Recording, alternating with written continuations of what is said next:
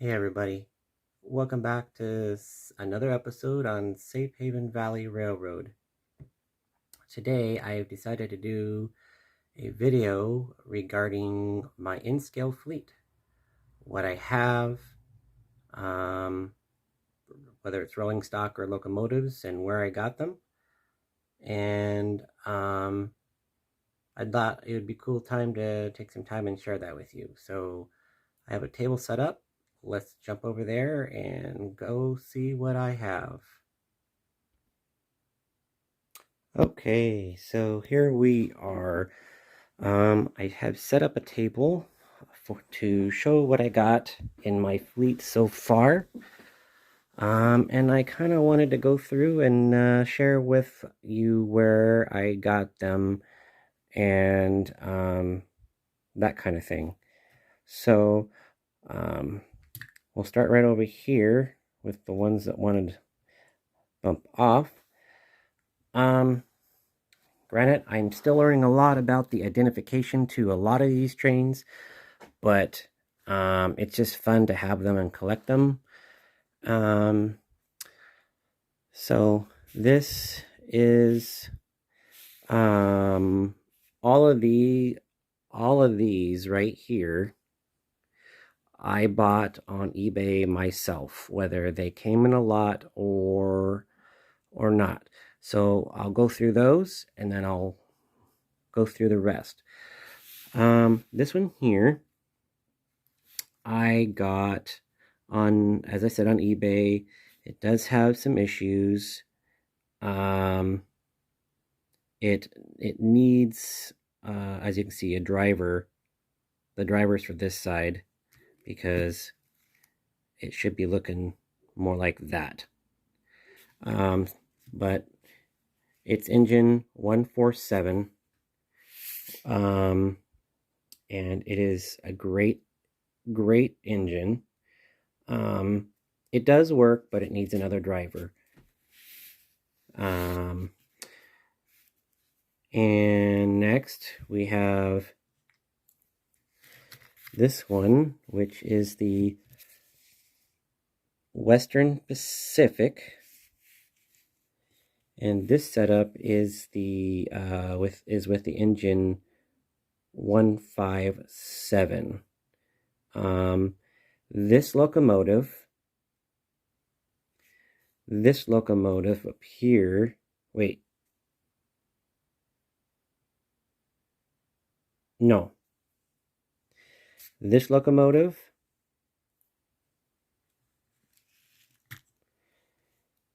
yeah, okay, I got them backwards here.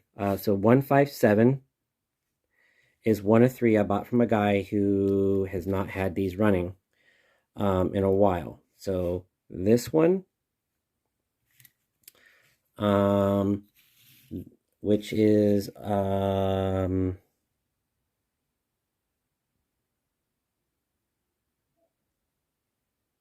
believe this was the one I had talked about. Yeah, it's made in Germany. It says it right there.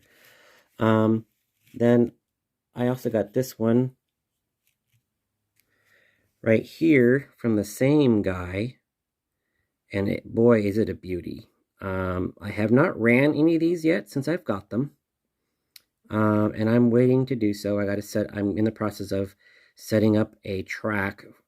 It'll be a circle track, because this is the only space I have for my trains right now. So I got to share it with, I got to run my trains to get them broken a little bit, get some runtime on these engines, instead of sitting so much. But this is a, believe this one was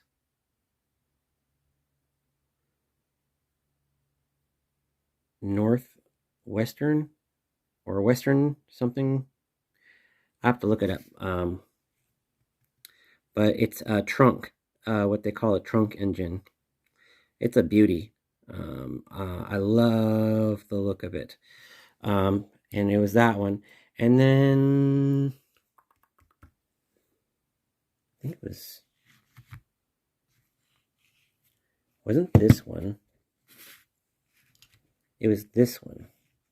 Yeah. And then I got, so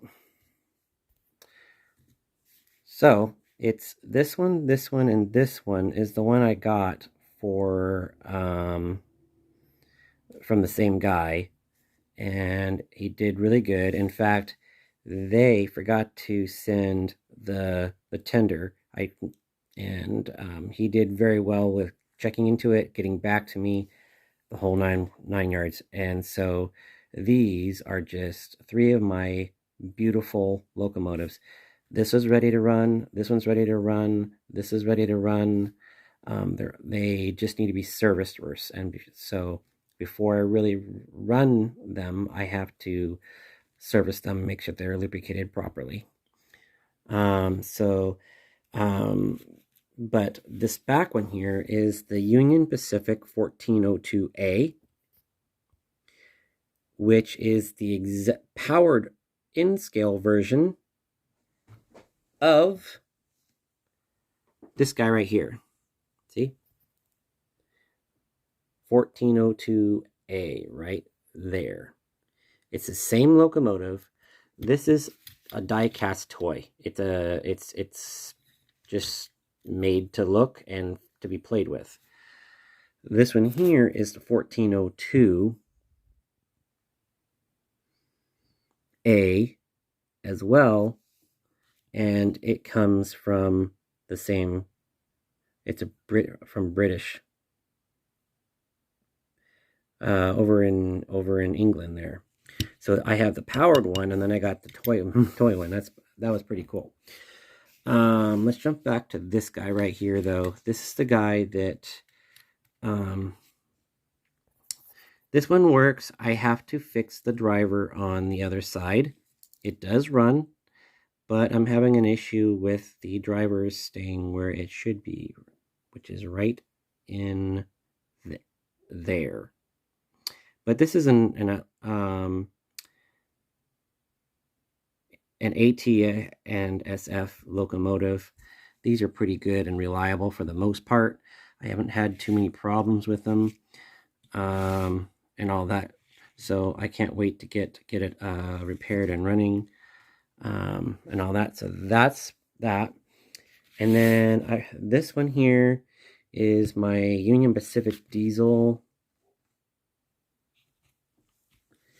It's been pretty well beat up. As you can see, it's got some dings and some scars on it. That's just a plastic shell. It's also got some issues with a power wheel, which I do have. It's just, it broke off its axle. So, I'm not sure what I'm going to do there, but that's a project in itself.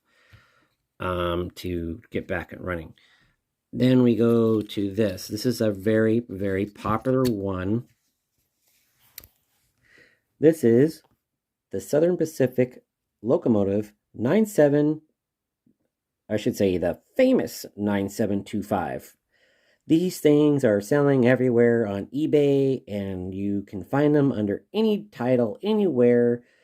And I've had them tell you that it's powered, and they're not powered. They're metal, but they're not metal. There's no metal to these whatsoever. They're all plastic. But this is a dummy engine. There is a powered 9725 locomotive out there, because I have found it. But I just didn't have the money to buy it. But I bought these with the intention of using them for dioramas or just secondary locomotives as it's intended, as a dummy. I have 4 of them in all. Then we come over here to, this is the very first trains that I've received on an eBay purchase.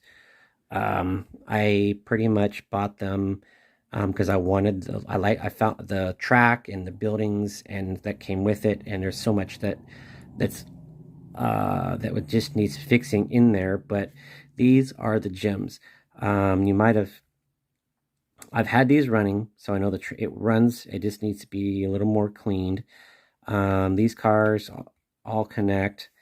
These cars were added. Let's see. Let's get a close up here. We got the Escanaba. I hope I pronounced that right. Escanaba and Marquetta or Marquette, also known as E and M. This is car 348 or whatever it is, and it looks to be the hopper, and it looks like the interior stuff is coming out of it, but it's still neat. I need to find trucks for it, but other than that, it looks pretty good. Nothing wrong with that. Then we have this little car here. It's a wagon. Oh, come on, focus. It's a wagon. Looks like it might be German. A German little car.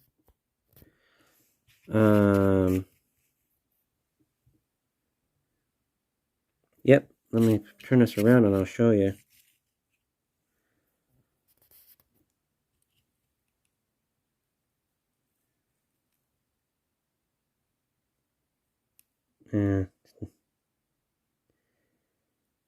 Well, you can't see it very well, but it says Germany right there. Made in Germany.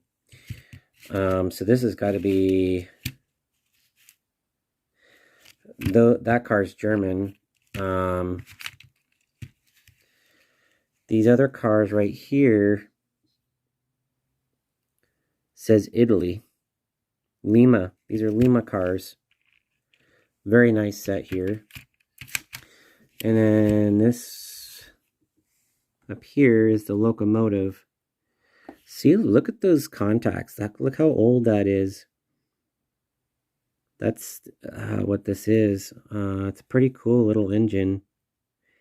And they're brass gears. Look at that. So those will have to be lubricated pretty darn well. In fact, to take off this chassis,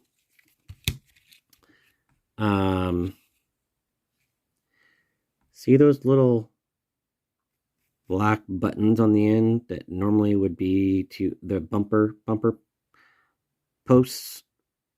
Well, those are actually nails. They actually go into the frame to hold the shell on. There's 4 of them. There's 2 there, and there's 2 more right there. And I pulled it off, and you can see everything inside. So yeah, not a bad first little find. I didn't know until later on that Lima, Italy, and along with Rivarossi were really good brands. And so these are just kind of my only passenger cars that I have on a working train.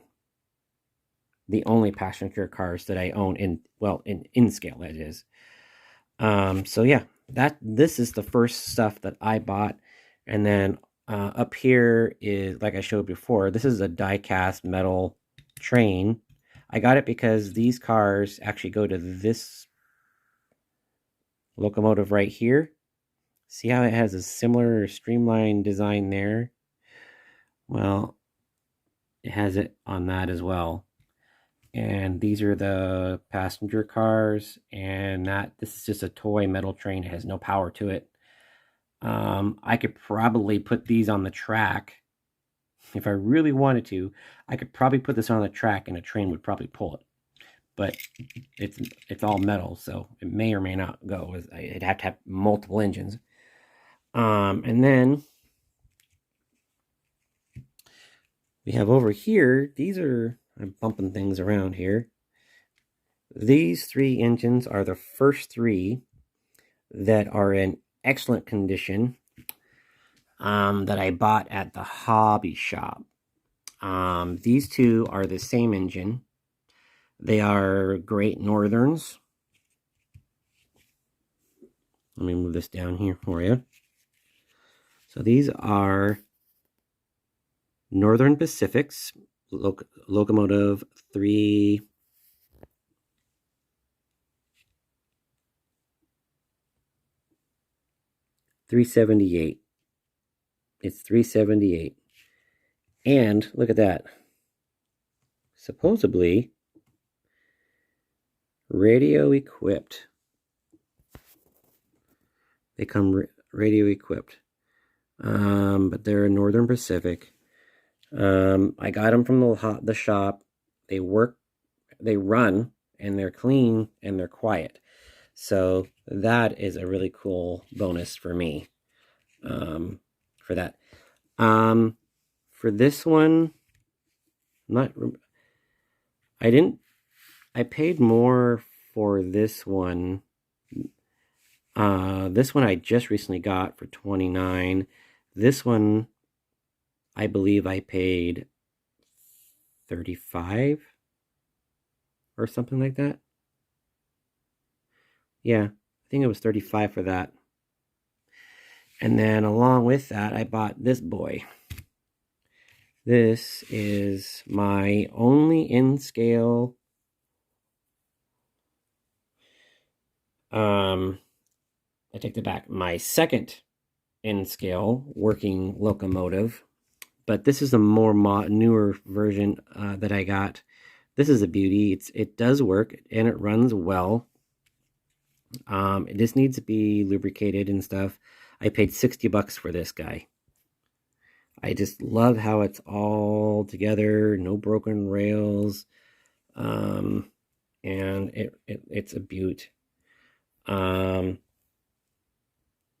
the nice thing about me buying these at the hobby shop in this condition, I can test it. I test it on their track. I know it works. I know it runs. I hear what it sounds like. And, you know, in reality, I'm paying just about what I would pay on eBay for one of these or less, and no shipping. I buy it right in the store. I test it. I hear it. If I like it, I buy it. If I don't buy it. I buy something else. That is what's so great about it. That's what I love about the local hobby shop here in my area. They allow you to test these things before you buy, where you can't do it on eBay. So if you have an opportunity to go in and run some trains in a train shop to see what they look like or what they sound like, do so. Next, we're going to move right on up here. I do have some rolling stock that I got, but I know I have one other locomotive here somewhere. I'm just not finding it. There's like there's a couple locomotives that my father-in-law got me. I know I just can't find them. They're packed. So, because I'm in the middle of packing things up. But this is one of the locomotives he got me. And he got these at a yard sale or garage sale or whatever. But this is the P&LE locomotive 2053, black and yellow and white scheme. It does run. The back axle, the clip that clips into the frame on one side is broken, so I can put it on the track. It would probably run sitting like this. It does have some wear on the back rails. I've looked for another one of these, and I can't find one. I'm always looking for a duplicate because, and if you do find them, you find them in worse shape or not great shape, or close to this level of shape. But anyway, this is the first one. This one needs a little work, but I think if a little patience and some CA glue, I can get that, or whatever. I might be able to get this back into place. It's the only spot The back rail back here is the only spot that I can see. Yeah, it's the only spot that needs attention. And then the wheel issue. So with that said, it's still a great locomotive. And it does run. And it's very cool. And then with that, he got me some rolling stock. I can't remember if I know this stuff back there came with it. I think I want to say this other stuff came with it too, because he gave me quite a bit of stuff, but I've had it for a little while, so it's kind of hard to, to remember exactly. But let's take a look at some of this stuff. Just let me move some of this other stuff around here so I can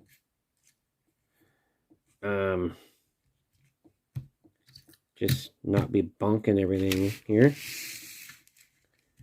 All right. So first up, this is the Abbott's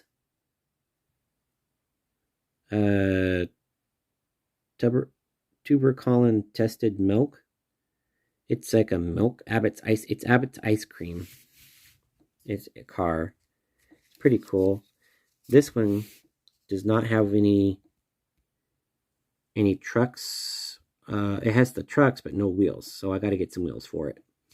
But it's a very clean and neat little piece. I like it.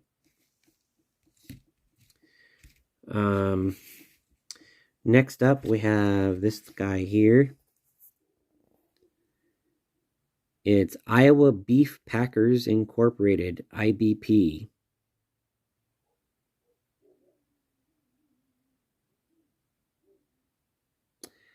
Nice. And look at what it says. The finest beef direct from the heart of the beef empire. Cool. I love that detail on it, though. For an inch scale, this is pretty detailed. Gotta like that. Again, yeah, and it looks like it's been kind of rusted on this one side a little bit. So that's kind of cool, or that might just be dirt. No, that looks like they discolored it for rust, which is kind of cool. Which is pretty cool. Another one that needs wheels is this one. This is the THB, the Toronto Hamilton Buffalo boxcar. Kind of cool. It's all there. I just need to get wheels for it. Like I've mentioned before, all of my rolling stock will have metal wheels. I'm going to be switching them over to the metal wheels. This is an N-scale Western Pacific WP boxcar. I got to fix the roof. It's not in properly, and it needs to be glued, but it's all there. Just need to get wheels for it. Pretty cool. Then we have the rest of this is a cattle car, Southern Pacific. D and RGW, Southern Pacific cattle car. And then we have this one here. It's another Southern Pacific tanker. I do need to get wheels for this one, but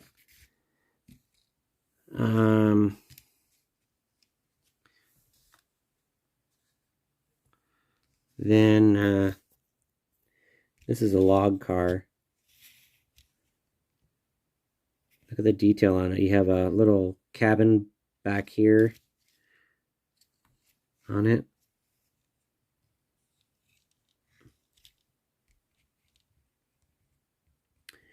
And you don't see a name on it until you get real close to the number, and it says SP which would be Southern Pacific. So that's another Southern Pacific. So that's 3 for Southern Pacific right there.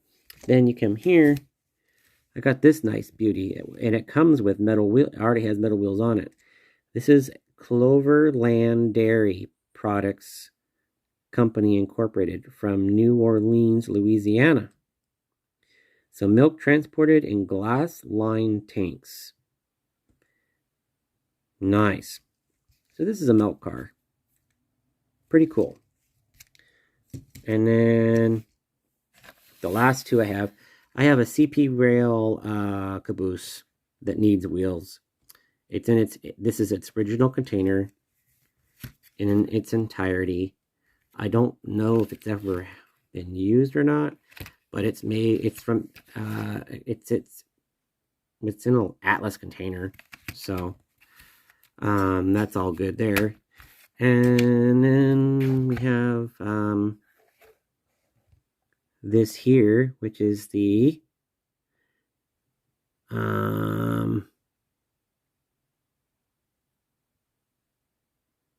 TLC X10 CE. I think that's what it is in here. The box says 40-foot plug door, Detroit.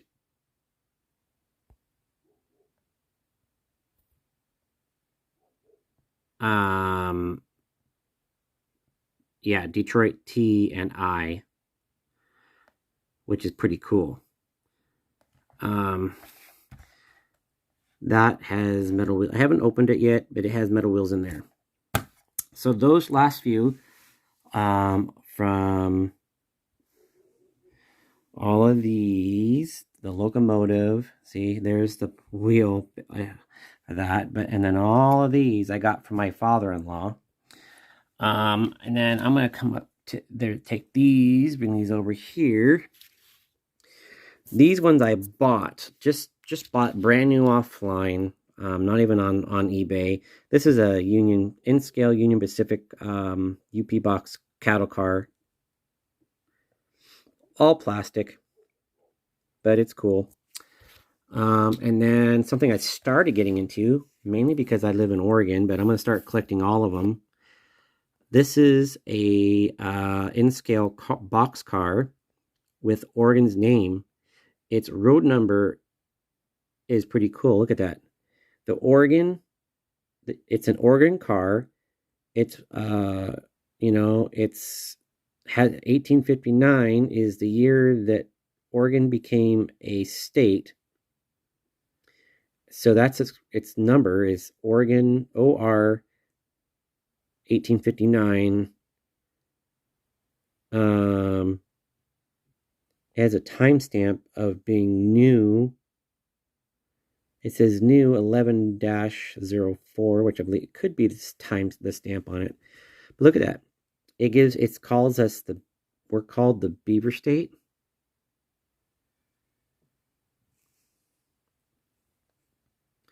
Yeah, darn camera won't even stay focused. Beaver State, state of Oregon, 1859. Our state bird is the western meadowlark, and then our flower is the Oregon grape. These are cool because you can collect all the states like this, and it's new. And because I have the couplers right there inside, I haven't even put this stuff together yet. They even give you more wheels and everything else. So that's cool. I bought it brand new for like what was it? I got it on sale for like $9, so that's pretty good. But yeah, that is what I have for my in-scale trains right now.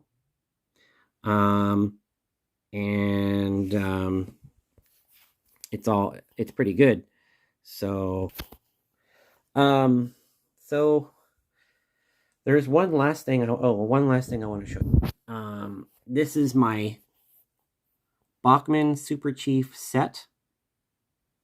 It's all new in the box. I bought it for $100. a year and a half ago. I ran it a little bit. It still needs to be ran. It needs to be broken. I just don't have the space, so I'm gonna probably break it out and run the locomotives and everything, get everything kind of moving and whatnot. But as you see, I have a lot of other stuff I need to run too. So at some point I'll get them all up running at some point. But yeah, this is the Super Chief in-scale set that runs on the Easy Track system, as you can see. This one comes with the Bachmann speed controller with its own plug wire, and it is a 24. It's a 2-foot circle of snap fit Easy Track, and that's what it comes with. Assembles in minutes. But there's the F7A diesel locomotive. You got the Rio Grande boxcar, the Fergan. Well, they put it in Spanish. The boxcar. Then over here you got a gondola. Then you got the ATSF offset cupola caboose. And those are the 4 cars you get with it. So yeah.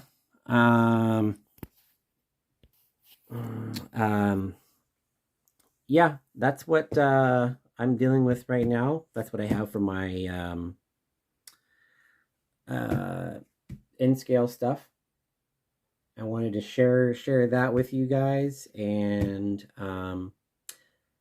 stay tuned for the next video, because I will be doing a video on my HO stuff. I have quite a bit. I have a bit of stuff for that as well. Most of all of that stuff I bought. So that's another day, another video. So I'm probably going to post this video and that video this weekend, so stay tuned for the next video. As this is a 2-parter. I'm probably going to make this a 2-part video. So so with that, stay tuned for the next video, and we will try to have that coming out in the next few days. So with that, you guys stay safe, happy modeling, and enjoy all that you do in the hobby. All right, talk to you guys later.